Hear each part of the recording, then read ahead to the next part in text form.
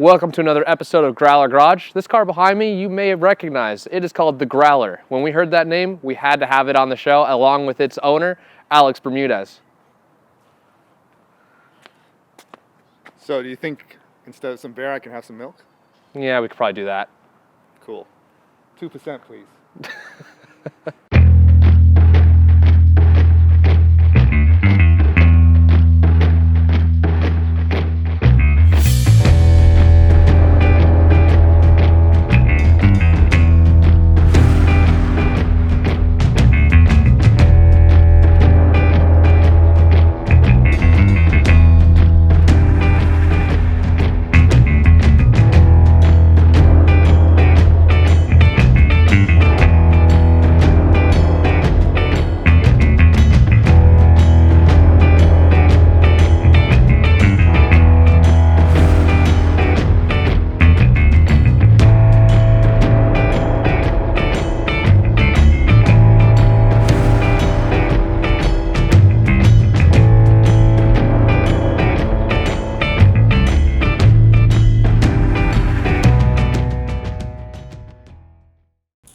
Welcome back.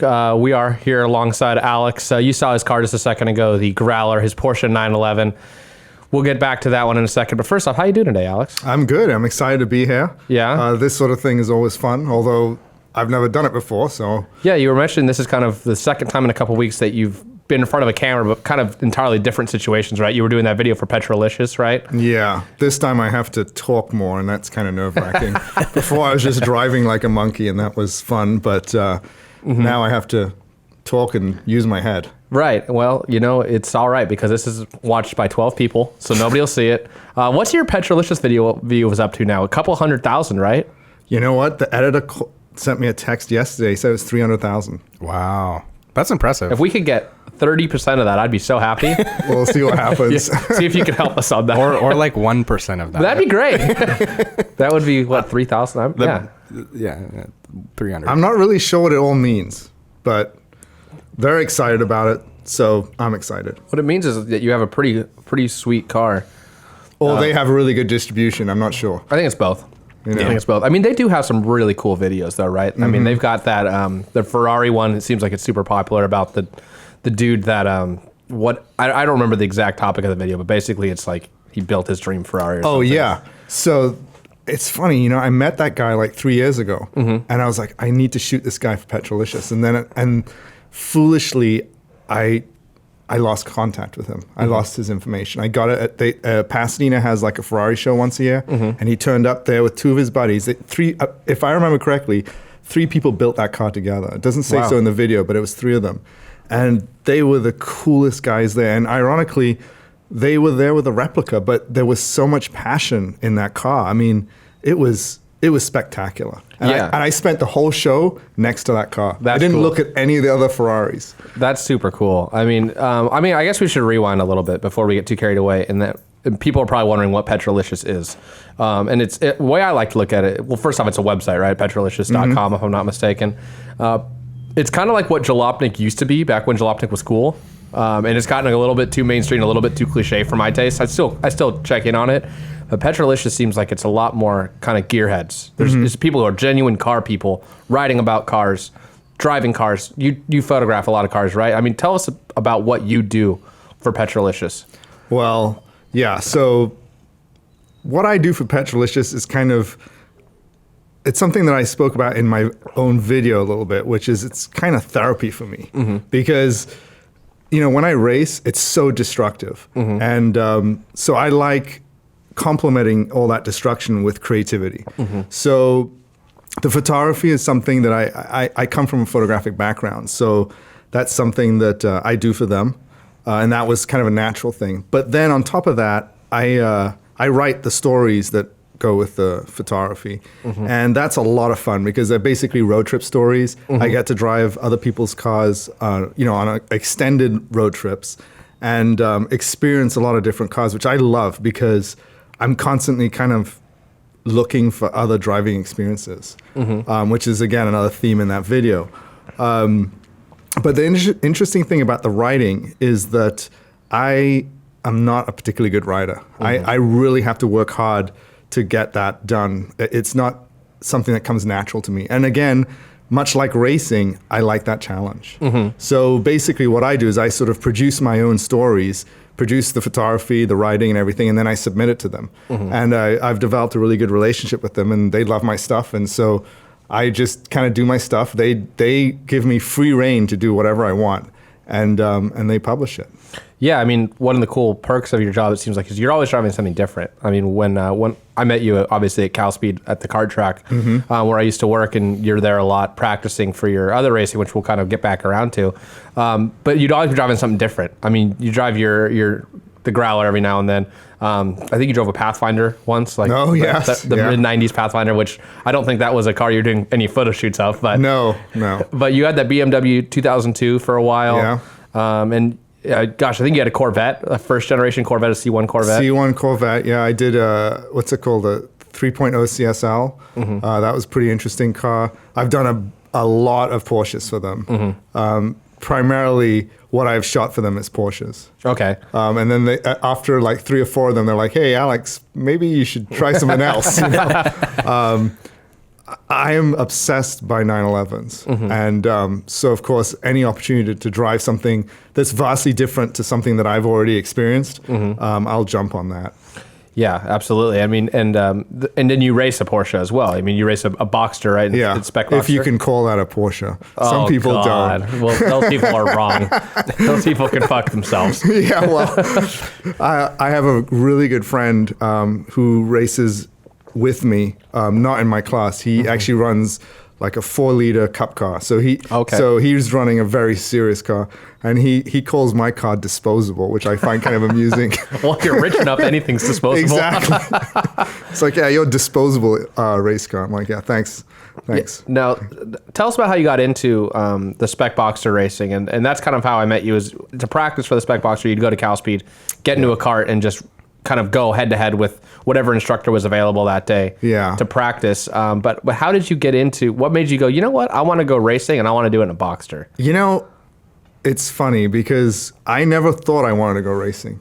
What happened is I bought a 997 and I knew this dude, Magnus, who at the time was not famous at all. Right. I mean, he was just some crazy guy. Kind of still is some crazy guy, right? Yeah. But I knew him from downtown real estate.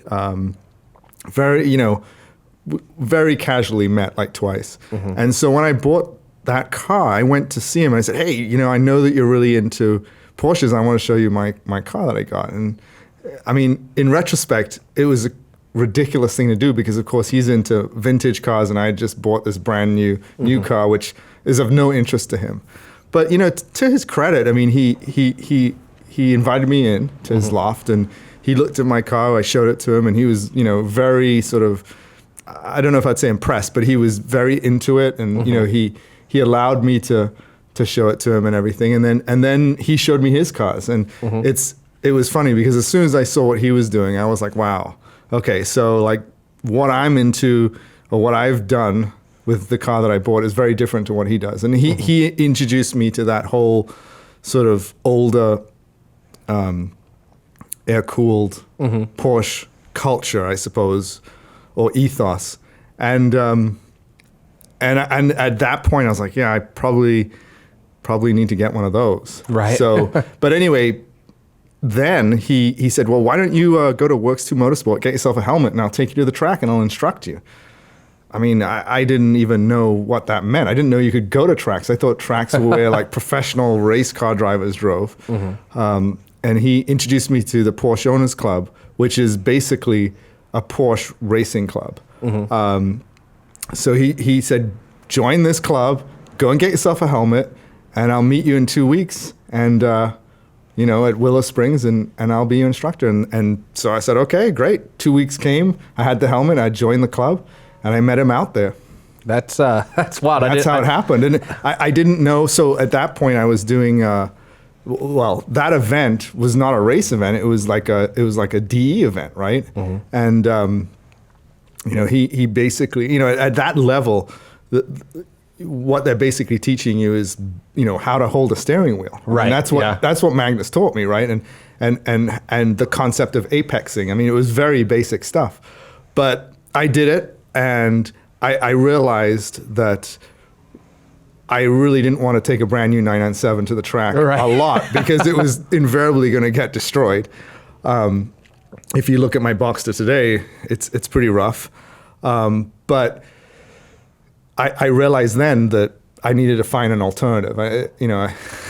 I often tell people, I bought this car, and within a month of having it, I realized I'd bought the wrong car. Really? You know? Yeah, because really, I realized then that I wanted to go fast on a track, and I had bought this super nice sort of luxury sports car, and really what I needed was a beater Boxster, to go racing with.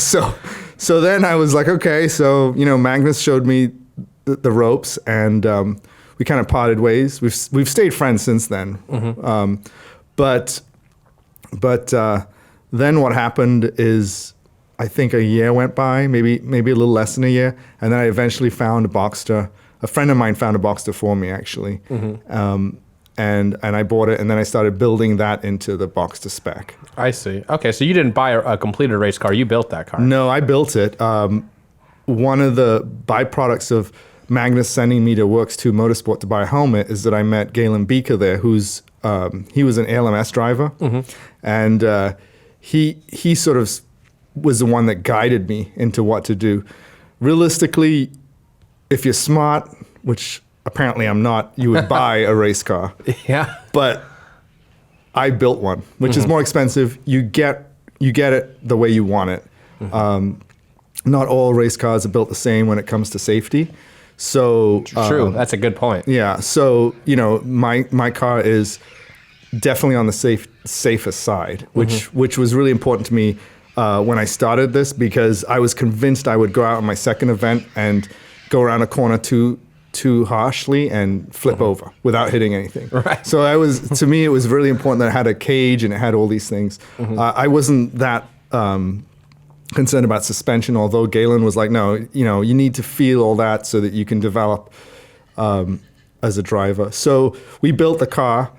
It certainly wasn't perfect, but it was certainly good enough to start doing a lot of DEs, and that's what I did. I mean, as soon as he had finished building it, I basically went to like 2 events a month, which would be considered a lot in a car. So 2 weekends a month, I started just attacking every POC event that I could go to. Wow. I spent about a year doing what they call the Performance Driving Series, which is their sort of DE. It is a competitive class, championship, but it is also where you develop into a driver. It's a little bit like time attack or time trials, but with a little bit more flexibility. Then I think after a year, I moved into time trials, which is where you practice, and then you have a 2-lap format where you have to put down a really fast lap. So it's a little bit like when you qualify, right? You go out there and you put down a fast lap. And that, in retrospect, was a great experience because now I'm pretty good at qualifying. Right. I can go out, usually in the first lap, I can put down something pretty good and get on pole. So that experience was really good. And then in the 3rd year with the POC, that's when I started cup racing. Okay. Which is, wheel-to-wheel racing. Right. But the funny thing is, like, I didn't know at any given time I wanted to go racing. I was just like, oh, well, this is fun. Let's see what happens when we do this, and let's see what happens when we do that. Before I knew it, I was wheel to wheel, trading paint. So this is a fairly new kind of obsession for you, racing in general. Did you grow up watching racing at all? No, I come from a place that don't really have cool cars at all.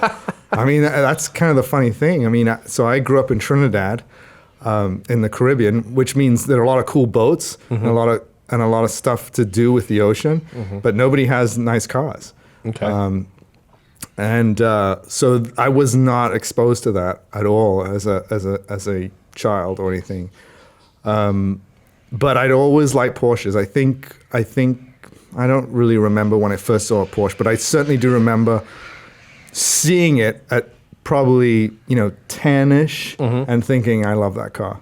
And I always wanted to get one. And one of the cool things about Porsche is that they've made the same damn car for so long that I finally got to the point where I could afford the car that I saw when I was a child, Yeah. So That's pretty cool. I mean, you hit on something there that's like if you grew up liking a specific Ferrari, right? Yeah. That Ferrari's not going to be made anymore. Right, exactly. So you're going to buy a 30-year-old Testarossa and it's not going to be what you imagined because cars have caught up to that, caught up, and it's been 30 years, it's been maintained, tremendously. It's still a 30-year-old car, Yeah. So it's like 911s, they're all different. They've all got their quirks, and certainly the air-cooled to water-cooled switch is a big difference, but Porsche's been very considerate with people like me, slow to make enough money to be able to buy one. So we'll wait for you. We'll just keep making them until you can afford it. Right. Yeah. Hopefully they keep doing that because I still got a little ways to go personally. So, when you bought that first 911, the 997, obviously that's not a cheap car. What were you doing at the time? Like, were you doing your photography like you are now? Or? No. So I stopped being a photographer at one point and sort of got into real estate. Ironically, much in the same way with racing, there was no plan. Opportunities kind of came my way, and I took advantage of them. So now I'm a real estate guy, which is kind of cheesy because I'm a Porsche real estate guy, right? Yeah. The only thing worse is if I was a dentist, perhaps, right? But luckily, I have bad teeth, so that one doesn't work. You could become a doctor and ride a Harley around. Then that's just about the same level. Yeah. I mean, that's super interesting to me is because, most people we have on the show is, talking about when did you start liking cars? Well, I don't know. I mean, pretty much my whole life. So it's interesting to me is that you're somebody who, not only talks the talk, but walks the walk, where you go and you do the coaching sessions with myself or other instructors and you know what the hell you're doing. Obviously you had a little bit of practice, but you haven't been doing it that long, but yet you have total idea of what's going on around you.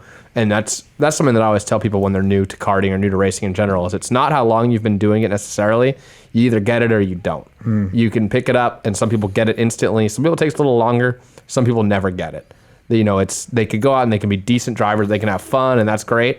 But some people just don't get it when it comes to racing or driving competitively. There's just always something a little bit missing. And I'm guessing the Porsche Owners Club has a kind of that range of people also, the Porsche people that really get it, and they're a diehard, I love cars, I love racing, but then there's probably the people out there who are just, look at my 911, look how cool it is. Yeah, well, that's you've sort of touched on something really interesting. One of the great things about the Porsche Owners Club is that they have like a really good instructor program. Now, a lot of clubs kind of tout this idea that you can get instruction. The Porsche Owners Club take instruction pretty seriously. So they're very strict about who can instruct and at what level they can instruct.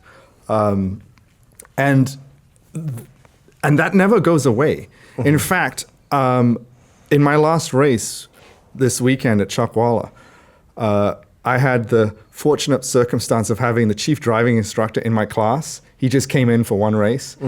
And after the race, he's like coming up to me and telling me all these things that I was doing and how to get better. And, so it's a never ending process, and I mean, and the club, the people within the club are very good about sharing the information. And a lot of road racing, everyone's very secretive. They don't want the competitors to know.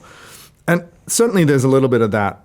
But at the same time, there is this very nurturing quality where people will constantly talk to you about how to get better and what you're doing, and they'll come and talk to you afterwards. When you're an impound, all the people in your particular class will come and say, hey, this was interesting, this happened. You always see that, and I think after a while that really starts to have a positive effect on you. Yeah, and that sounds like it's almost the total opposite of what the stereotype is. Most people think Porsche owners in general are stuck-up snobs who don't really give a shit what you're doing. Yeah. And I'm sure there's those people in everything you do. One of the doesn't things, matter what. One of the things that I hate about cars, about somebody who likes cars, right, is that whole thing, right? Because I don't like cars because they're expensive and what they say about me. I like cars just because of the way they make me feel when I drive them, right? And unfortunately, that tends to mean they cost more than bicycles, right? Yeah. So one of the things that's really great about the Porsche Owners Club is that when you go there and you're be it PDSing or time trialing or cup racing, none of that stuff about how much your car costs is relevant. Nobody cares. The only thing that people care about there and respect is your ability to drive. And that's why, like, sure, this guy with the cup car, the 4-liter cup car, he jokes about my disposable Boxster. But him and I are really good friends. Yeah. And like, he has the utmost respect for me, and vice versa. So it like our cars are parked next to each other, and my car is disposable. I mean, let's not joke about it. I mean, my engines aren't barely worth rebuilding, but at the same time, our cars are parked next to each other, and it doesn't matter. It just doesn't matter, and I love that because it's one place where I can go and enjoy doing what I do, and there's no sort of social complications or anything like that. Yeah, and I mean, unfortunately, racing and cars in general has a lot of people that are that way. They care about what you're driving or how much it costs, and that's it's one of the tough things about the kind of karting that I do and that you've recently gotten into, this what we call sport karting, is that community itself is very much. They respect how you are as a driver. That's because you don't own your own equipment. So there's nothing to brag about with your cart. But those guys who race the shifter carts or the tag carts or anything, I mean, they look straight down their nose. Most of them do at sport karting, and they go, "That's stupid. Anybody could do that." 9 times out of 10, when they come out to a sport kart race, a super series, they get their ass handed to them so bad we never see them again. Yeah. Sometimes they come out and they do decent, and usually those are the guys who are a little bit humble, and they go, "This is something different, so I'm not expecting to go out and win it my first time." And they get like a top 15, top 20 in an A main. And shit, they earn a lot of respect when they do that. But some of those guys start getting beat, and they drive in the corner and just start taking people out because they're getting frustrated, and they want to be coming to the pits afterwards and go, "I didn't really care anyways. This is just something stupid." And I mean, how stupid do you have to be to waste $135 of your own money for something stupid like that? Yeah, I agree. One of the theories that I have, and I'd be interested to hear what you think, but the cheaper the racing is, the better it is, because the pool of people who can afford to do it is bigger, which means the talent pool is bigger. Yeah. And so I love going to the Super Series and whatever they're called. I don't know, the 3 that I do. Yeah. Because the pool's huge, and there's a huge diversity of people driving.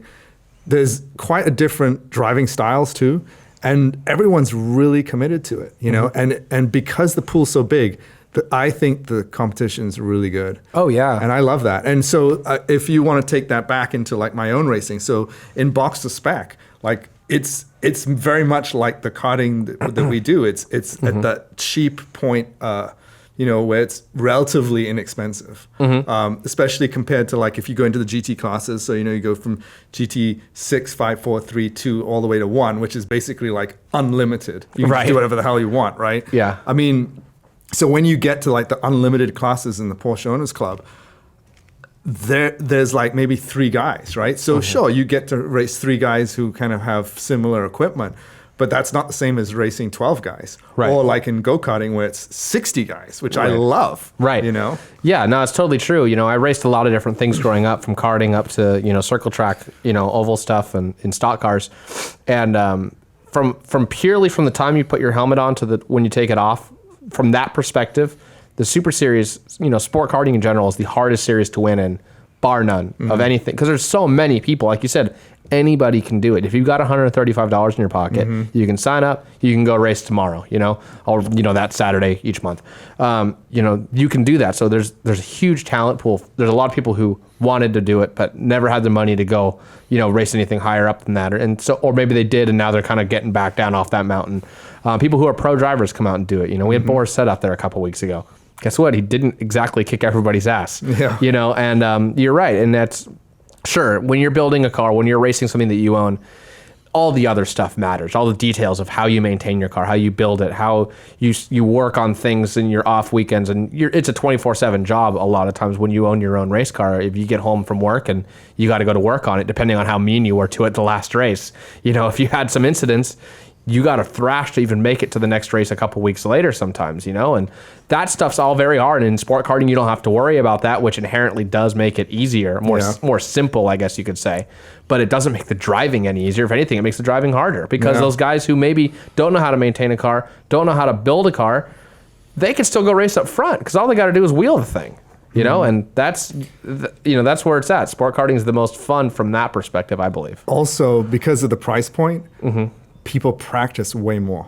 Right, yeah. Like, for instance, my friend in GT1, like he's worried about like how many hours he puts on the motor, and it's it's a whole different thing. Right. I have a couple of my friends, and I'll call them up on a Friday and say, hey, you want to go out to Willow and test tomorrow? And he's like, I didn't think about it. But yeah, let's go. And we just go. You know what I mean? And like, because of the nature of the car, it's easy to have that kind of flexibility and just drive it and try and get as good as possible. And the same with those sports cars. I mean, like it's just not a big deal. You just go out there all the time and practice and practice and practice, and that's why everyone's so good. It's not just because a lot of people turn up. It's because a lot of people turn up and they're really committed and they can afford to practice and practice. Yeah, and it's more about time than it is money in that case, because a practice session is $35. Yep. And that's as long as what a main event is. So you get good practice with that. It's simply the time, because you can't go out. Most people have 9 to 5, so they can go out there on a Sunday and.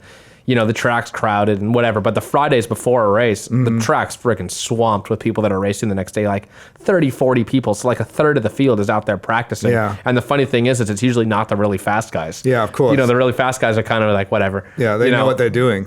So every year more people get added to that list of drivers who could win. There's a guy who won Rookie of the Year last year, where he still mathematically could win the championship this year. It's 2 races to go. He's third or fourth in points. I mean, that's wild. This is his second season, and he's going toe to toe with these guys who are national champs and go to the world championships every year. And it's really wild, because if you have enough commitment, anybody can get decent in a sport car. I mean, not everybody's going to win an A main in those things. It's just it's just too hard. But everybody could get good enough to make a B main, and that's top half of the field. I mean, that ain't easy to do. You've done it. Making the B main is missing the A and B main, going to the C or the D is remarkably easy to do. Really? It's like it's easy to not make those A and B. I didn't know there was a C main. You didn't? No, there's 30 in each, and it goes all the way down to the D. You ran one so far. You've run Ironmans and Sprint Series, which are different, but the Super Series, you run one, and you made the A, which is... I was thrilled. Yeah, as well you should be. I mean, I hate to say it. I've never been so happy about being so far from first in my life, but I was thrilled. I mean, if you make the A main, that means, you're top 30 on the day, which maybe doesn't sound impressive, but anybody who's done it, there's a lot of really good drivers who don't make it, and, good for you for being able to do that. Let's take a break from talking to you for a minute, and let's do some trivia here. I know you're not a trivia person. You said beforehand that you don't do it. Far from it. But that's all right. So you guys can laugh at me getting them all wrong. That's fine. You wouldn't be the first one to do that. So the leaderboard on the OC Pop Quiz 0 to 60 There's challenge. a board? Yeah, so that's there on my toolbox. So Pop Quiz Trivia does a lot of trivia over in in the Orange County area. So if you're ever in the area and you want to do some trivia that's not about cars or racing so much, it's about everything. Hit them up. Go to popquiztrivia.com to ocpopquiz.com to check them out. They changed their name. I have no idea what you're talking about. Yeah, no, but I'm explaining it. So OC. They're a company that goes to restaurants weekdays. Oh, I see. And they put on trivia challenge. You get free beer, you get free swag, they give shirts, cups, all kinds of cool stuff. Pretty much all my beer glasses came from them, and they put on trivia games. It's a lot of fun. And they're a sponsor for our 0 to 60 challenge. We call it 0 to 60 because you get 60 seconds to answer as many questions as you can. And Do you have any Porsche related questions? I do, several. It's tailor made for you. Well, then there may be some chance. If you don't get a couple of these, I don't know if we can be friends anymore. Oh wow, okay, that's pretty serious, man. So I'm gonna get this loaded up here. But yeah, it's where did you go? Don't tell me it didn't save. Where are you? I did it last night. I hate everything. It was here like last night. I'm gonna get upset. There it is. It's in the wrong spot.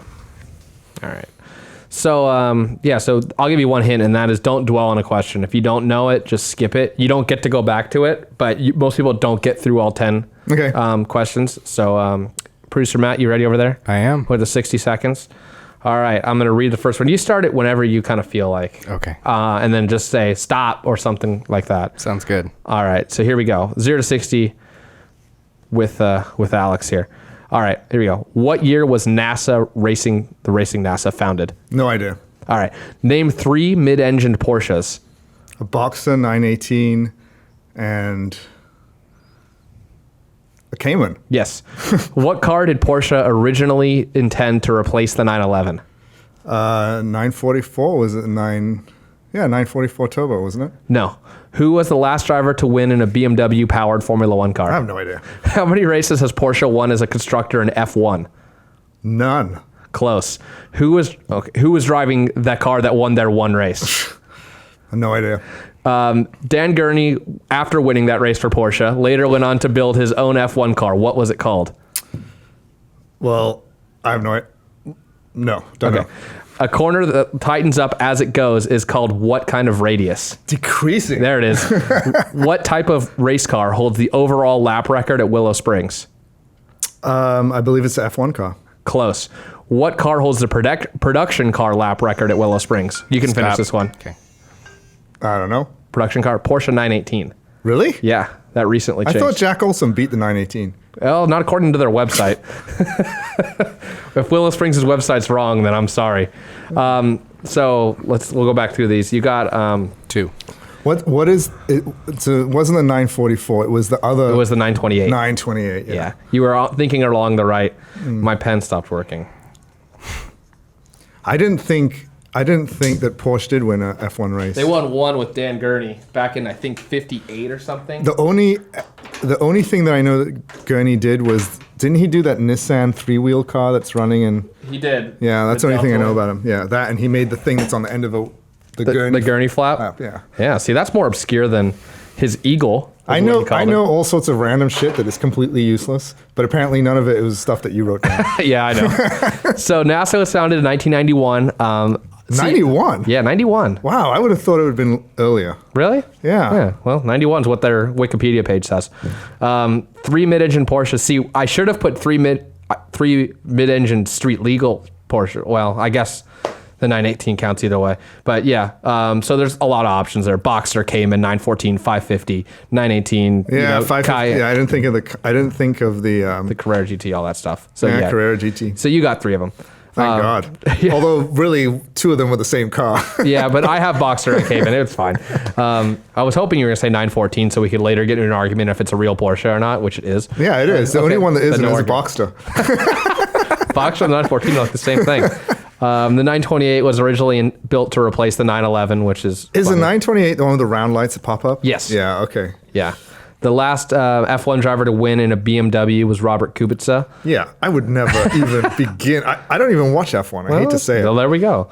Porsche won 1 race as a constructor. They won a lot more than that as an engine builder. Mm-hmm. Dan Gurney was driving that car. Dan Gurney later went on to build his own F1 car called the Eagle. I would have also accepted AAR, even though it's not right, but that's the name of his team, so it's fine. A corner that tightens up as it goes is called decreasing radius. Mike would be proud. Yeah, he was. The type of car that holds the overall lap record at Willow Springs is actually an Indy car. Yeah. Yeah. And it's Andretti, right? Yes. Yeah. It's Michael Andretti who, I guess it was only like a year after Nigel Mansell went in his F1 car. Okay. And it's all the way back in like 1989. I looked that up to see how close I was with my Boxster. How close were you?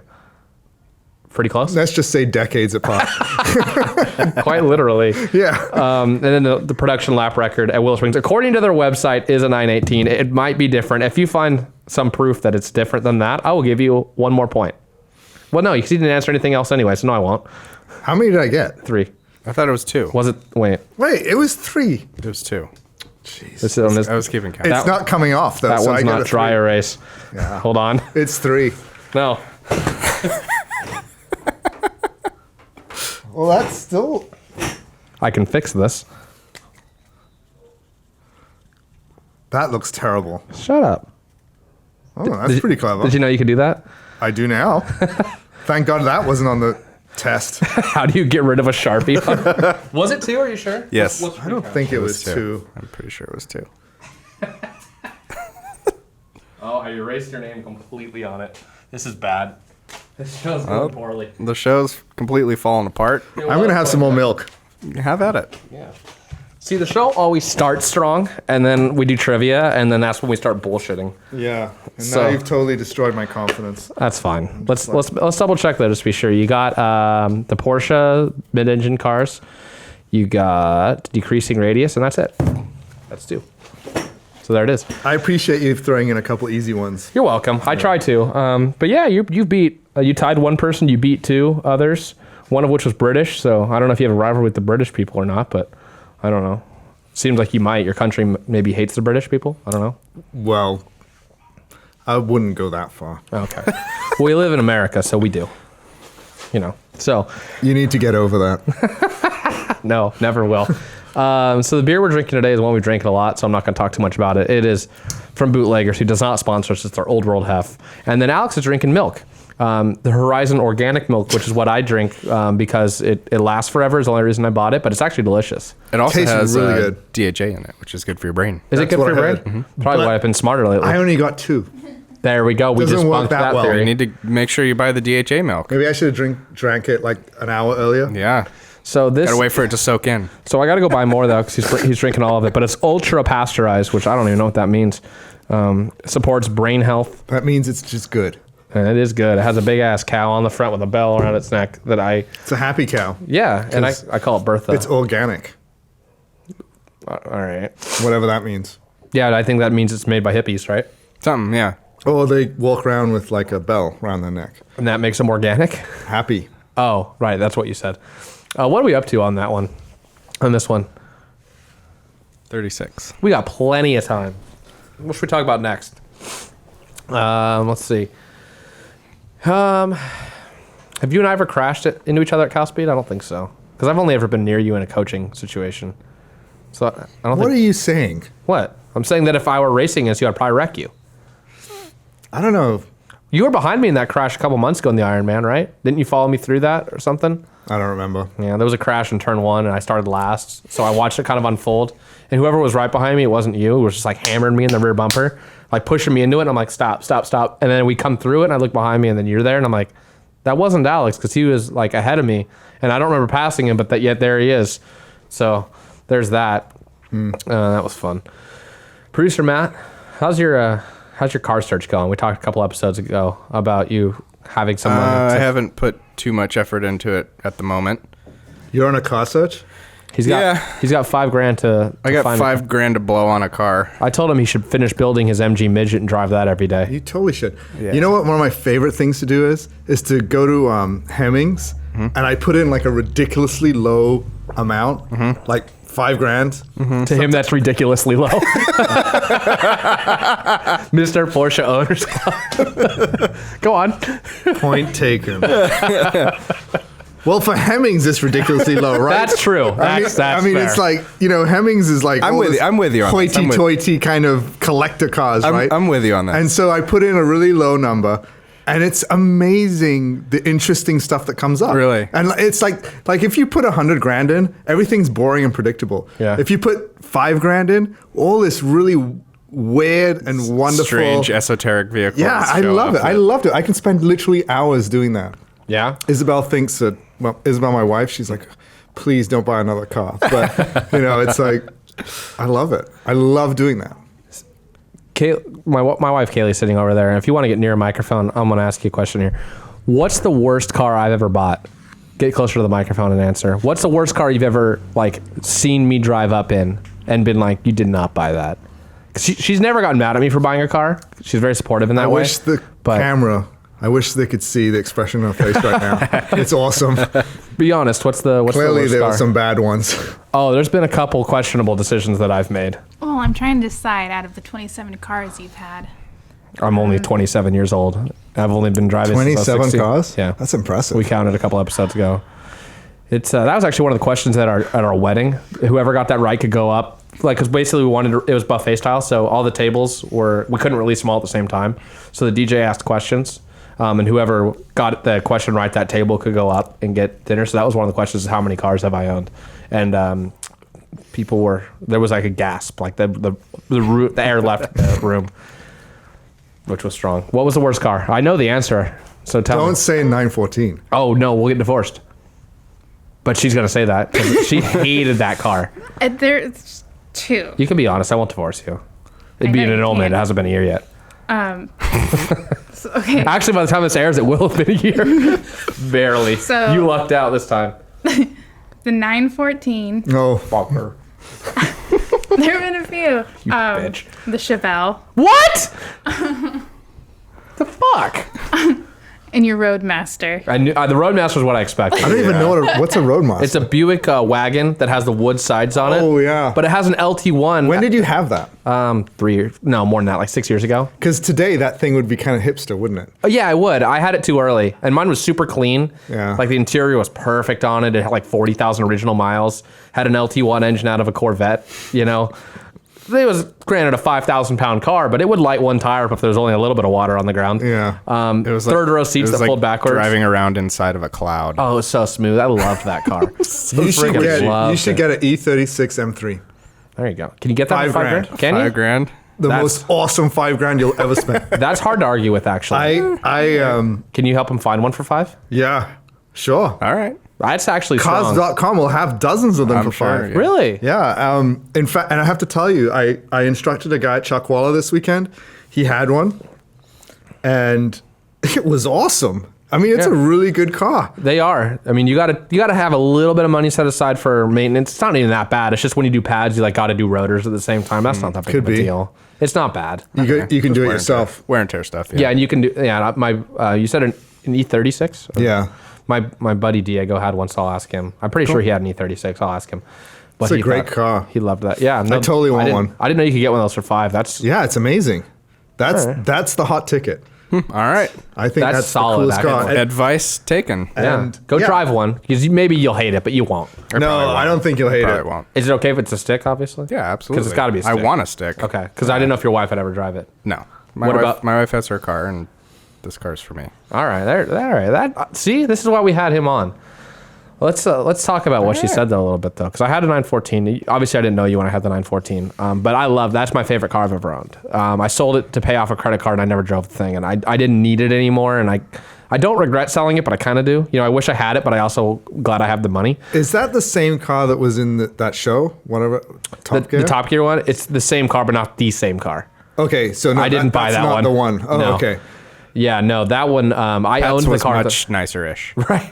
They had a nicer paint job on it, but so I don't know if you Came with two girls, I seem to remember. Yeah, I didn't get to meet them.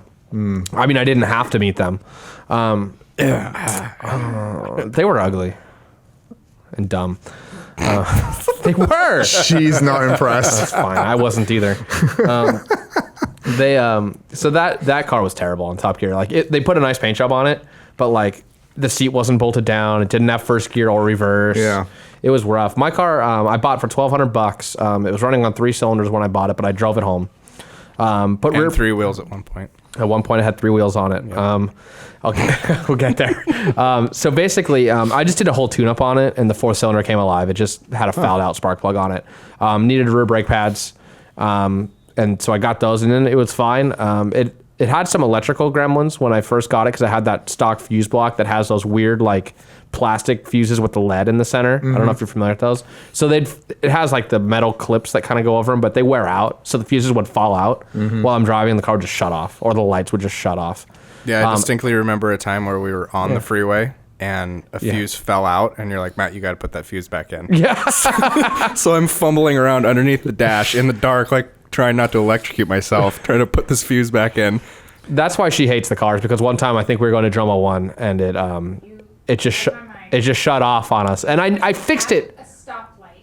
Okay, big deal. Hey, my car caught on fire at a stoplight. That's true. That was funny. That's impressive. Yeah. I've only been on fire on a racetrack. Yeah, it was. I mean, it wasn't like an honest to God fire. It was. Like, there was smoke. there was smoke. He was Quite a driving bit his of smoke. MG, which I don't know how familiar you are with British cars, but every wire's green. And, Literally every wire is green. Those, yeah. And so I was driving. I think we were going to Droma 1 actually. we were on. I don't think so. We were in Chapman, Or it's heading a- up to the Orange Circle, and you had Maybe your going to girlfriend at the Watson's time. or something. Yeah. And your girlfriend at the time with the car, and I was behind him in the 914, which And was all of a sudden, fun. from under the dash comes just smoke. From my perspective, all of a sudden I just see smoke coming out of the car, and I'm like, oh. And Kaylee, I think, was with me. I'm pretty sure. I think your brother was with you. Okay, maybe. So all of a sudden I see him just dart into like a parking lot.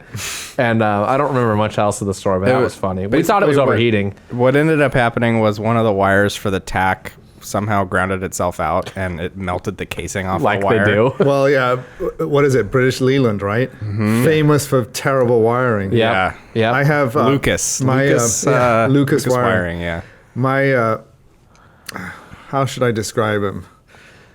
My stepfather, I suppose, or my mother's boyfriend, however you want to define it.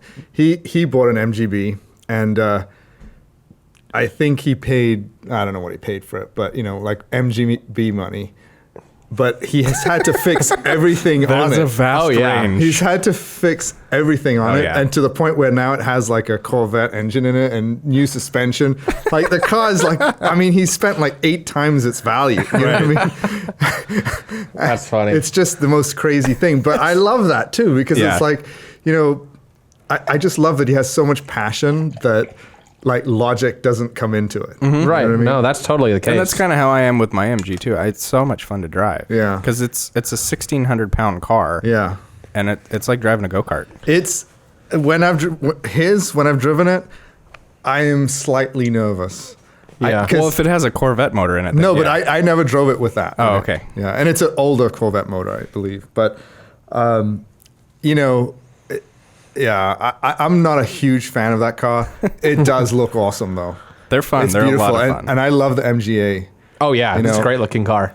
I've spent a lot of time obsessing over fast cars, and I think there's something to driving really slow cars too. And Right. I think an MGA would just be so cool to have. You know. Yeah, I've always wanted to try a TR6, or I guess it's a GT6, the kind of shooting brake one. Yeah. I love those cars. Have you ever had a car that you'd leave a stoplight and it just kind of you lose all power?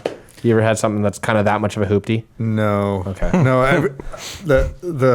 I had a Honda CRX. Okay. But it's Japanese. It was indestructible. I know. I remember ramping it off some berm, and it was just fine. It just a tree fell on top of it and dented the whole hood, and just kept going. That's hilarious. Yeah, No, it just kept that car. Just that era of Hondas, especially, and the Nissan Pathfinder too. I mean, that thing I is love just those cars. ridiculous. It just keeps going. You remember the 2-door Pathfinders, Matt? Like my dad used to drive them. That's what Yeah. he drives. Like that's kind of really? your daily almost, isn't Pretty it? cool. That's like not quite, but it is something when I need something more utilitarian. Yeah.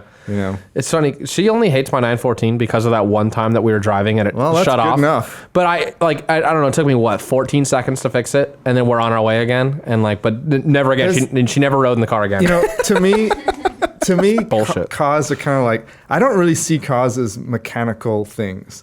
I see cars with personalities and stuff. She always said that car hated her. Well, it's interesting because I think once a car lets you down, no matter, sure, I understand that it's a mechanical thing, and if it's fixed, it won't happen again. But I always feel like if it let you down once, it's like an unreliable friend, and it's going to let you down again. So I kind of get what you're saying. It's kind of funny because she mentioned my Chevelle as one of those cars she hated, and it was totally the unreliable friend. Yeah. Because basically, to sum up, this car is it was a '74 Chevelle, so it's not the car that everybody thinks of when you say Chevelle.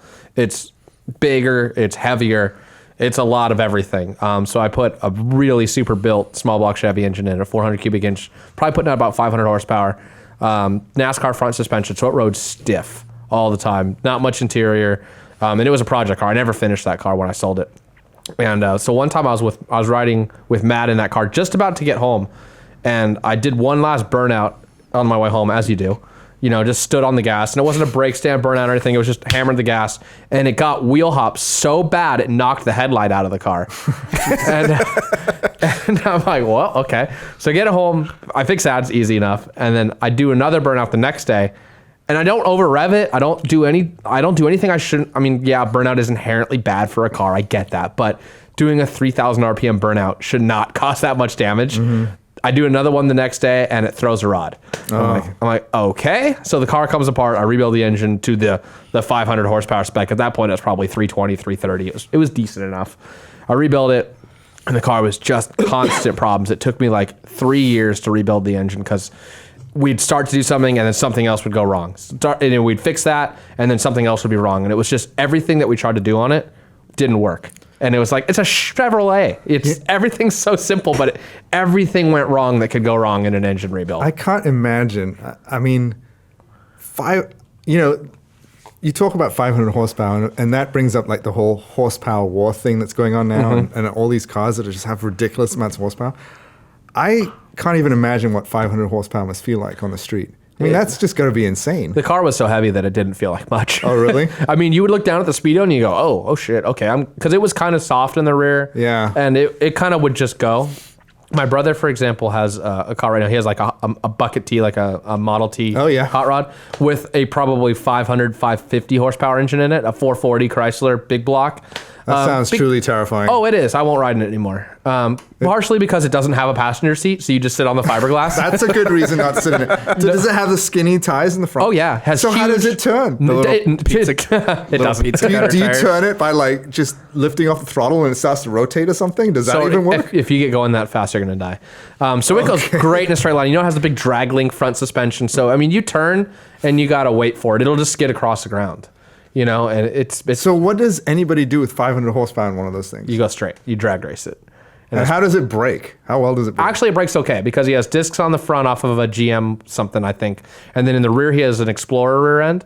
So it's got discs on the rear also. And it's only probably a 2,000-pound car, if that. But with so it stops all skinny right. tires, does that mean it's using the back to Yeah, so brake he has more? to brake by his turned way to the rear. So it can rotate like a go-kart. It could. I don't think he has it turned that far to the rear, I but don't know, man. That thing sounds scary. it has no roll bar. It has no seat belts. It has no passenger seat.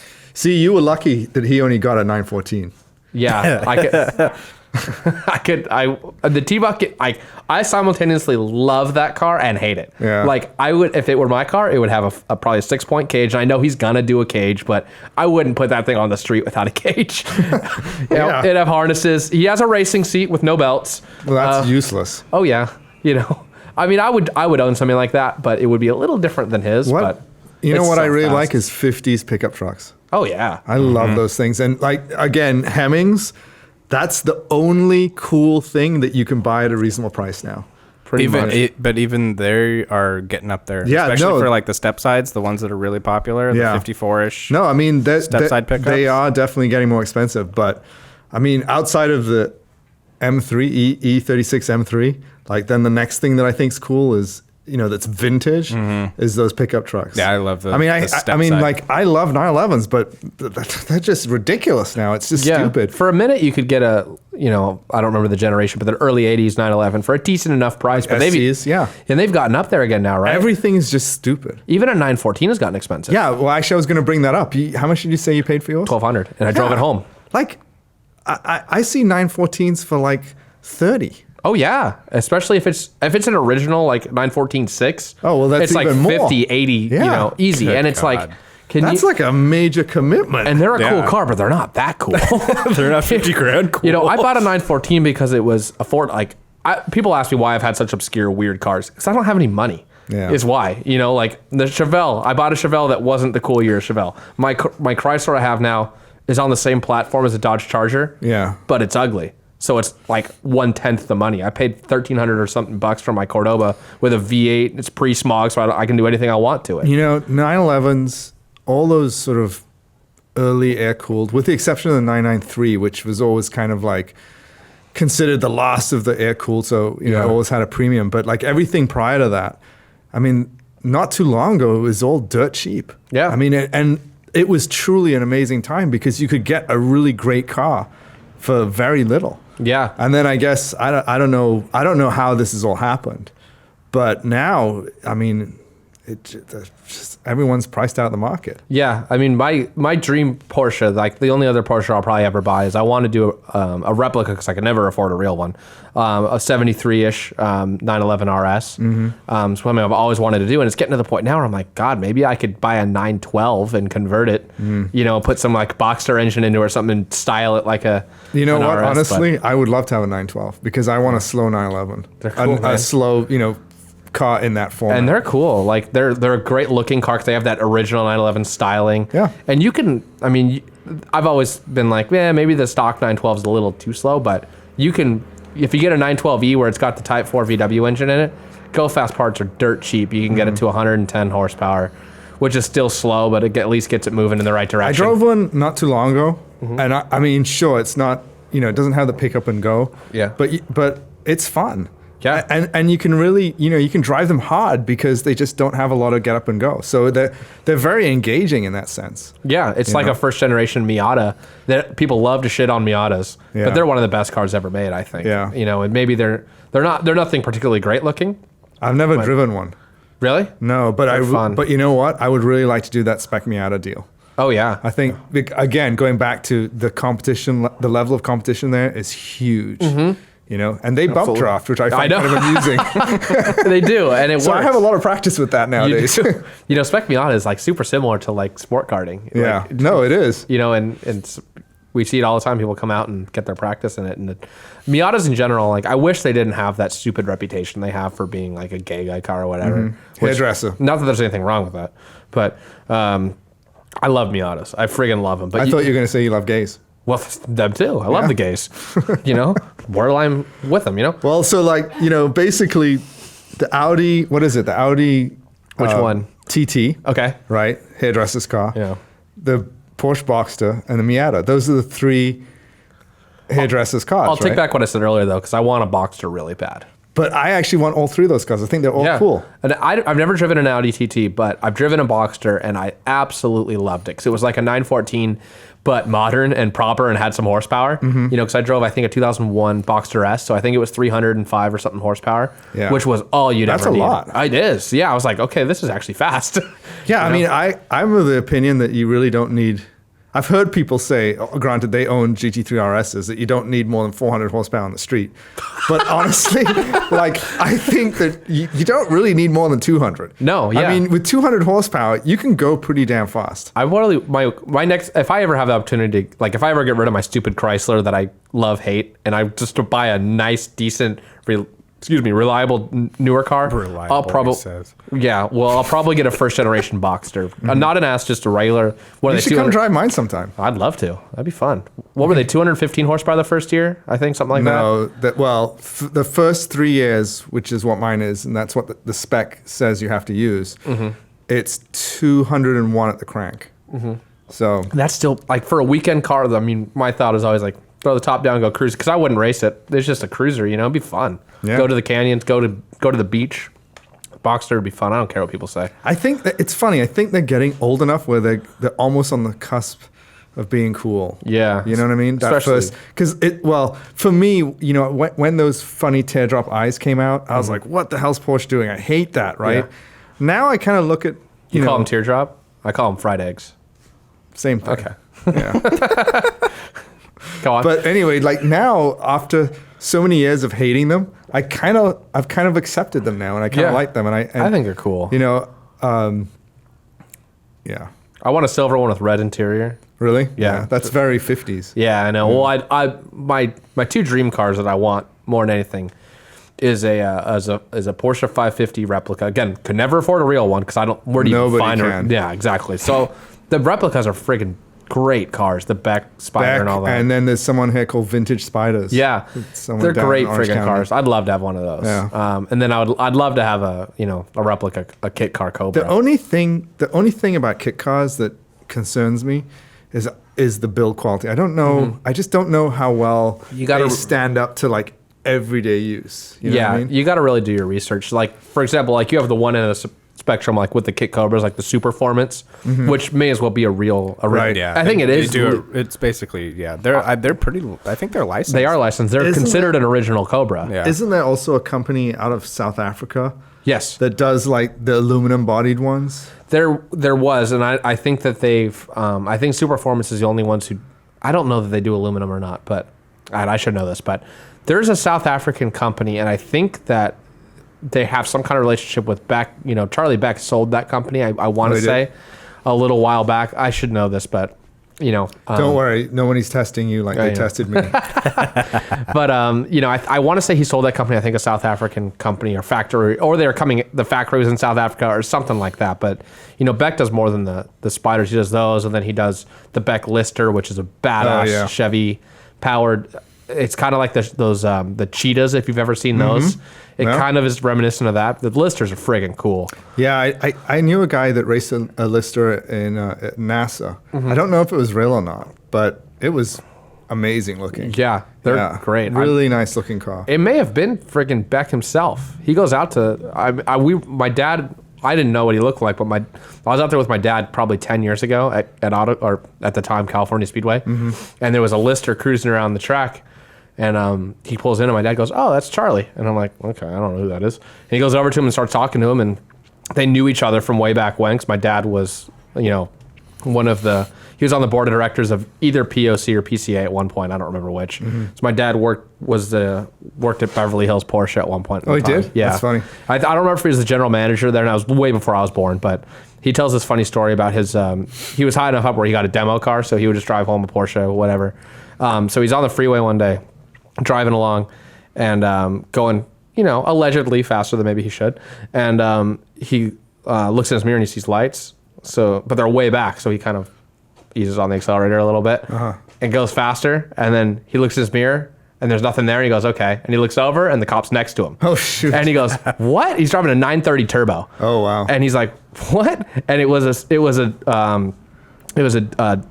Dodge Coronet cop car with a 440. And and he goes, okay, I'm going to pull over now because the friggin' Dodge was faster than the Porsche. But, it's funny because, he went over and he talked to, to Charlie Beck, and I'd never seen whatever that car was. It turned out to be a Lister, and I didn't know who he was or anything like that, but they were, just shooting the shit like old friends, and I haven't seen him since then. But, there's those kit cars. I mean, if you do your homework on them, they're better than the originals ever were. You know? Maybe. It depends on how you look at it. They'll handle better. I'm a little bit skeptical. I mean, I totally understand where you're coming from, but you see, I would argue that instead of buying a kit car, I would go and buy one of those E36 M3s, because you know what? Yeah. In 10 years, we'll be sitting here and we go, man, we should have bought those things because now they're $100,000 because they're collectible. That's a fair point. It's one of those deals where the 550 has kind of been that car for me. Like since I was a kid, it's like I want a 550 at some point. The Cobra is kind of the same thing. I think Matt's kind of in the same boat where I know he wants a Cobra. Oh, he has this British like my car thing. My dream car is the Cobra. Yeah, so I'm not allowed to have a blue with white stripes Cobra because Matt's gonna get that. Yeah, so when I get a Cobra, it's gonna probably be red with white stripes. That's fine. I'll allow it. Yeah. Here comes our next guest. Welcome to the party. We'll be talking to him soon enough. He brought us something that scares me. Oh God. So, gosh, what are we up to now, producer Matt? Just over an hour. Oh, we're getting close to it then. Yeah, I know. These hours kind of fly by, don't they? But it was light when we started. Now it's dark and That's all true. that stuff. So. And it's a little warm. Yeah, it's getting there, right? Can you imagine doing this in the summertime? Yeah, it must have been pretty brutal. It was brutal. And we even had an air conditioner going, so like some of you can hear the background. Like, Yeah. And we just didn't give a shit. So one last thing I want to talk about, before we let you go is, and it kind of has nothing to do with you, so you can relax. But I want to kind of talk about a new show that we're going to be doing here. And I talked to you a little bit about it before we started here, and we're super excited for this. Some of you guys who follow us on our Facebook page, hopefully it's everybody listening to this, saw something we put up called Boozed Up Bench Racing. Well, that's something new that we're going to be doing. We're going to be getting guests, very much like this podcast that we're doing right now. But it's going to be kind of more of a once a month type of deal, where it's going to be a little shorter. So some of you guys have been saying these podcasts are a little bit too long. Well, we've got something for you guys. It's a little bit more to the point, a little bit faster, a little faster paced. Boozed Up Bench Racing is going to be something where we get one of our guests. There'll be some people you've already seen on the show, some other people, and we're going to get them absolutely just hammered drunk. Just destroyed, like 8 or 9 out of 10 on the scale, so they can still talk. And we're going to put them in front of the camera, and they're going to tell us a story. Any story they want, as long as it involves cars or racing or something. It can vaguely resemble it, but we're going to get them to tell stories of all types. It's going to be a lot of fun there. So stay tuned to our Facebook page and our Twitter feed for more information on that, as well as our website, growlergarage.net. We're gonna have a lot of fun with that. We're gonna be filming our next one here in the next couple of weeks, and let me tell you, it's gonna be something. So look for that sometime during this holiday season. We'll probably see it sometime around the turn of the year is when you'll see the first one. So stay tuned, and we'll be posting some clips of that, some teasers, some trailers, and we're excited for that. Hopefully you'll have a chance to check that out, because you'll probably get a good laugh out of it, because you laugh at our hilarity. I remember That's true. a couple weeks ago, and I think last weekend I was talking to you about doing this show 2 weekends ago. You mentioned that you watched the episode where Matt and I are drinking the malt liquor. Oh, yeah. God. And what did you say? You said something along the lines of like, I didn't realize you guys got so Yeah, actually got drunk. It's like I thought I didn't realize that's what happened. Yeah, it's not just a name. Like I try to stay halfway sober when I'm talking to you guys, but when it's just me and Matt, which we're gonna do another episode where it's just me and Matt, I think, because we got a lot of really positive feedback on that episode. It was fun. I had a good time. And it was just ridiculous. I mean, you saw it. It was just off the rails, stupid. But anything else you want to plug or talk about before we let you go? No, this was really fun. I think it'd be.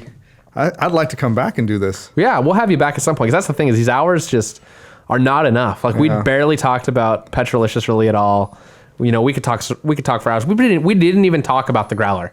We didn't even mention it. We went and we showed it. It's just a car. It's a car that is on an. You know what? Here's the best way to put it: is we wouldn't do that car justice if we talked about it here. So check out the Petrolicious video on it. Because it shows you the whole car. It drives. I mean, you could hear it from a mile away, but it's not obnoxious. And that's the thing. It actually has an amazing sound. Yeah, and like when you called me earlier saying, "Oh, I'm here," I'm like, I thought so because I heard just this light just growl in the background, and it was it's a pretty sweet automobile, and hopefully I'll get to see more of it, and maybe I'll take me for a ride at some point. I wish I had time tonight, but unfortunately I don't. But check out that video on Petrolicious because it's worth your time. It's like 10 minutes long or something like that. It's not even. It's worth every second of it. It's really something. I didn't else. get to talk a whole lot in that video. Perfect. I mean, so he'll tell you about the automatic steering on it. Yeah, exactly. The automatic steering. I love that now. When that first happened, I was so annoyed at myself, and now I'm like, no, that's an Alexism. Yeah, you know what's funny because you told me people give you shit for that, but everybody knew what you meant. Yeah, like he mentioned he's like. You said something along the lines of like, oh, most cars have automatic steering. Well, no, talking about unassisted. Right. Yeah. As a unassisted steering rack. Yeah. Versus an automatic steering rack. Right. Which clearly he was talking about power steering. I mean, very obviously, but yeah, people were shitting on it. But whatever. No, they did actually. Considering the brutality of YouTube, the internet at large. Oh yeah, YouTube's like the cesspool. Like oh my god, YouTube and the Twitter. Brutality of and they weren't kind in other ways, but that one they were kind to me with, and I appreciate that. So thank you, YouTube, because I was bracing for a lot of heat on that. Yeah. But anyway. Well, thanks, Alex, for coming on the show. It's a pleasure. I had a lot of fun. So much fun. Yeah, and everybody check out growlergarage.net. That's where you can find everything about the show, merchandise. Anytime there's a new episode, it goes up on there. You can download it there. It'll give you the links to how to find it on YouTube. We're also on iTunes and Stitcher. Share it. Let your friends know. If you enjoyed this episode, we don't ask anything out of you. Just share it. Tell your friends like, hey, did you hear about the show? It's called Growler Garage. It's pretty freaking cool. That's all we ask. And our new show, Boozed Up Bench Racing, is going to be out sometime here towards probably the middle end of December. That one, if you hate this show, you wouldn't be watching this if you hated it because we're like an hour in. But but if you want this kind of bullshit in a shorter, smaller dose, like if this is Coke, that's crack. And it's going to be great. That's the perfect analogy. So there it is. Boozed Up Bench Racing, the crack of the Growler Garage franchise. Thank you for checking it out. Hopefully you will sample our crack soon.